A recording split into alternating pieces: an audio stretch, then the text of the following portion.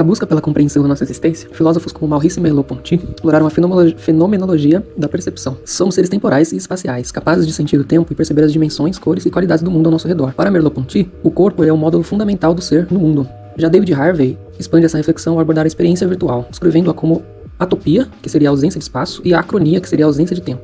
Na internet não existem as noções de espaço e de tempo, as coisas elas simplesmente acontecem. Somos o tempo todo bombardeados com informações e reações que sentimos, como as reações fisiológicas em nosso corpo provenientes das liberações de hormônios, como a endorfina e a oxitocina. Por exemplo, ao ver uma notícia sobre como a criminalidade está crescendo, a gente acaba sentindo medo. Ou ao ver um vídeo de uma receita, de uma coisa que a gente está com vontade, a gente sente fome, enfim.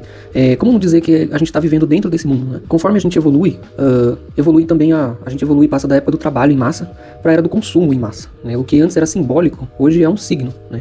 Então, antes da produção, ela era demorada, a gente tinha o contato com a matéria-prima, um artesão, por exemplo, tinha esse contato com a matéria-prima e trabalhava essa matéria até surgir um produto final. Hoje em dia a gente não existe mais esse contato, a gente não sabe de onde vêm as coisas e nem para onde elas estão indo. Quando a gente trabalha com um produto, a gente não sabe exatamente qual que é a origem e às vezes nem sabe para onde ele vai, qual vai ser o destino final daquele trabalho que a gente está fazendo, né? Isso acabou sendo perpetuado, né? Então, isso que eu digo quando eu falo que o que era simbólico se transformou em signo, né? Então, um símbolo, ele tem profundidade, ele tem um significado complexo, enquanto que um signo, né, um sinal, ele é só alguma coisa, ele só significa uma coisa vazia, rasa. No mundo virtual é muito fácil perceber esses signos, esses sinais, né? A gente tem os emojis, os botões de reação, as curtidas, etc. Né? A nossa comunicação hoje é baseada em sinais.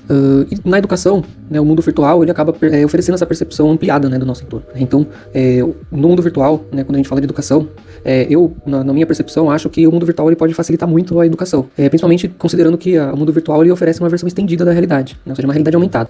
Ou seja, fica muito mais fácil de entender e visualizar imagens complexas. Por exemplo, um vídeo mostrando as características dos planetas, como se a gente estivesse em um planetário, como se a gente estivesse dentro do planeta, né? Ou uma reação química que seria muito difícil de ser feita presencialmente, mas foi gravada e a gente pode assistir essa reação acontecendo. Ou até mesmo a realidade que os jogos hoje conseguem chegar em questão de efeitos visuais, gráficos, animações e como consegue simular a física dentro desses jogos, né? Se a gente conseguir fazer os alunos criarem conexões entre esses conceitos e as coisas que a gente está ensinando, né, junto com a vivência deles no mundo virtual, isso poderia facilitar muito o ensino. O grande problema em toda essa história de facilidades tecnológicas é a perda do trabalho do pensamento. O pensamento humano, ele não é instantâneo, ele é lento, ele exige paciência, né? E muitas vezes ele gera frustração, porque o ato de pensar, ele pode desvendar muitas vezes a nossa própria ignorância, a gente não saber de uma coisa, né? Então a gente tem que se esforçar pra gente conseguir buscar as respostas que a gente quer. Enquanto isso, nas novas tecnologias, a internet, elas proporcionam respostas instantâneas para tudo que a gente tá procurando. As diversas ferramentas de pesquisa e a inteligência artificial, elas podem praticamente, entre aspas, pensar por nós, né? Ou nos dar essa falsa sensação, né? Que supostamente estão substituindo o pensamento orgânico, que é trabalhoso, que é cansativo e que é chato. Então a questão que surge é como incentivar um aluno hoje a pensar por si, né? Despertar a percepção da realidade ao seu redor, sem que essa realidade precisa bater a porta, né? Acertar ele bem no meio da cara.